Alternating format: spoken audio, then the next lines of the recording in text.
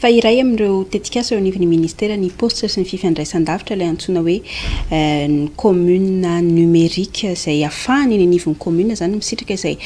teknôlôjia vaovao izay tao aorian'ny tsirony mandidy dia tafapetraka ary ny commune numérique tao Ambositra araka ity vaovao tanterina eto tsy fanomezana ity.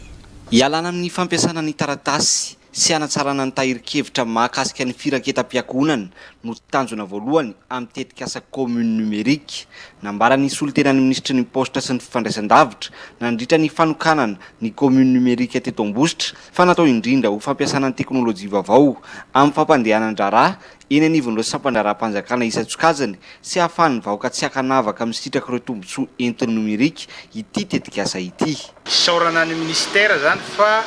tena mitondra tombotsoa goavana ho an'ny commune rurale zany ity fitaovana ity. Manafaingana ny asan'ny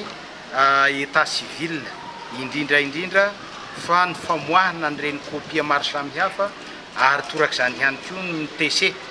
na ny mpitantana arabola ny commune manafaingana ny atota taratasy zany hoe sy toy ny teo aloha itsony zany